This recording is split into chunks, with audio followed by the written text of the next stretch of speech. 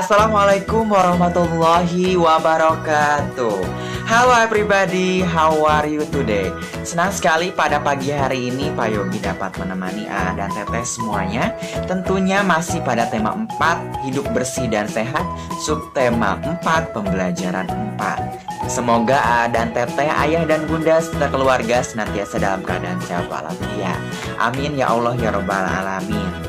Baik, tidak pernah henti-hentinya Pak Yogi beserta para ibu dan bapak guru senantiasa mengingatkan, mari AA dan Teteh, ayah dan bunda keluarga serta seluruh masyarakat, mari kita sama-sama menjalankan protokol kesehatan dengan senantiasa rajin mencuci tangan dengan sabun dan dialiri oleh air. Kemudian menggunakan masker ketika akan berpergian dan menjaga jarak ketika bertemu dengan lawan bicara. Insya Allah melalui ikhtiar kita ini, pandemi ini akan segera berakhir dan kita insya Allah senantiasa diberikan kesehatan lahir dan batin dan kita dapat bertemu kembali di sekolah kita tercinta.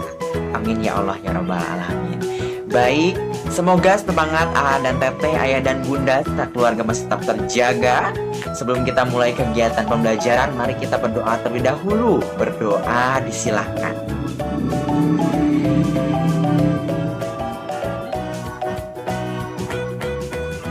Berdoa dicukupkan.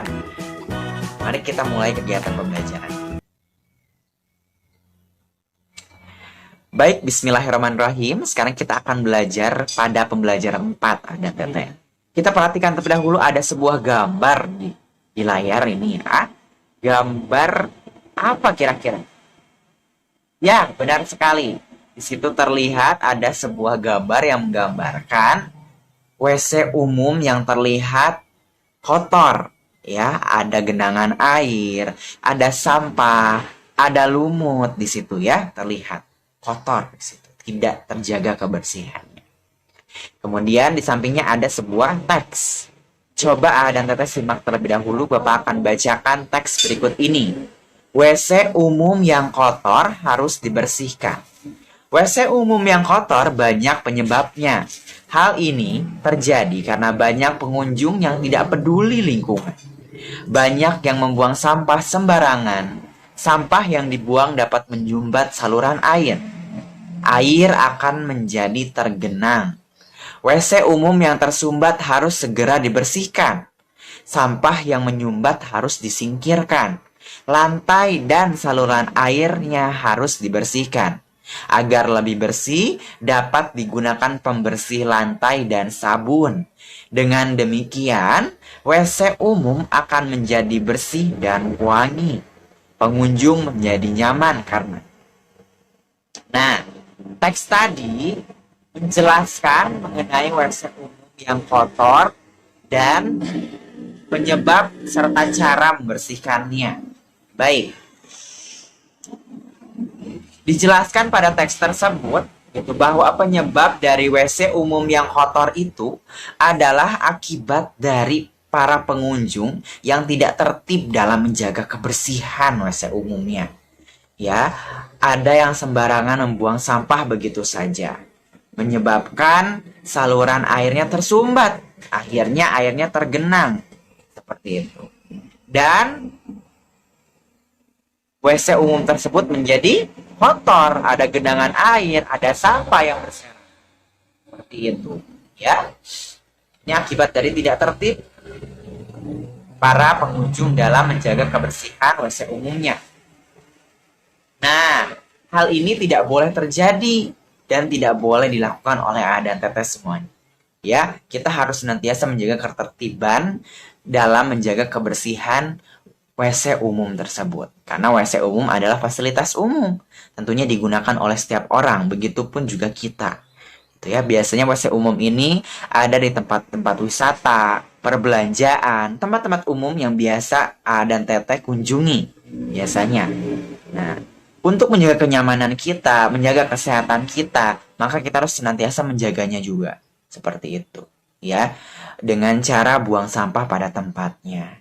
Bersihkan WC tersebut ketika sudah kita gunakan. Ya, insya Allah itu juga untuk kebaikan kita sendiri. Seperti itu. Ya, mari kita jaga sama-sama. Tidak hanya di rumah kita, juga di tempat-tempat umum. Seperti itu ya. Jika WC umum terjaga kebersihannya, maka kita akan sehat, terhindar dari penyakit. Kita juga akan nyaman menggunakannya. Seperti itu ya. Maka dari itu, mari kita sama-sama menjaga kebersihan lingkungan kita. Salah satunya dengan menjaga kebersihan WC tersebut. Ya, disilakan Ada dan Tete dapat membaca kembali teks tersebut. Ya, good job. Mari kita lanjutkan. Baik, coba perhatikan. Nah, di sini kita akan belajar mengenai pola bangun ruang. Kalau minggu sebelumnya kita belajar tentang pola bangun datar, sekarang kita akan belajar mengenai pola bangun ruang. Coba perhatikan Ada dan Tete. Di gambar yang pertama, itu ada susunan atau pola bangun ruang. Ya, ada balok yang datar seperti itu dan ada balok yang tegak. Gitu ya, ada balok yang ke samping dan ada yang tegak ya ke atas seperti itu, berdiri seperti itu ya. Dilanjutkan lagi dengan balok yang ke samping, kemudian balok yang tegak seperti itu. Berarti susunannya selang satu seperti itu ya, selang satu. Nah, bagaimana dengan contoh berikutnya? Ya, kita coba. Di sini ada balok yang datar atau pendek misalnya, kemudian balok yang tinggi atau berdiri. Setelah itu ada balok berdiri lagi, ada balok yang lurus datar lagi, balok berdiri dua, kemudian balok yang lurus. Nah, kira-kira pola berikutnya itu bangun ruang apa? Ya, masih balok ya, tetapi yang berdiri kah atau yang datar, lurus? Ada yang bisa jawab? Good job, ya. Bangun balok yang berdiri tegak. Pola selanjutnya ada yang tahu? Ya, betul. Balok yang tegak juga, yang berdiri. Ya, jadi susunannya kita lihat bahwa susunannya adalah balok yang datar, balok yang tegak lurus dua, kemudian balok yang datar lagi dilanjutkan dengan balok yang lurus dua, gitu ya. Jadi diselang oleh dua balok yang tegak seperti itu. Ya. Bagaimana dengan contoh berikutnya? Yang pertama, susunan balok berdirinya 3, kemudian dilanjutkan dengan balok yang lurus, dilanjutkan lagi dengan balok yang berdiri 2. Kira-kira pola berikutnya adalah bangun ruang balok yang seperti apa? Berdiri kah atau lurus? Ada yang bisa jawab? Good job. Ya, yang berdiri. Karena tadi susunan awalnya saja sudah ada balok yang berdiri 3. Maka setelahnya itu balok yang lurus 1 dan harus ada 3 balok yang tegak juga atau yang berdiri. Benarkah?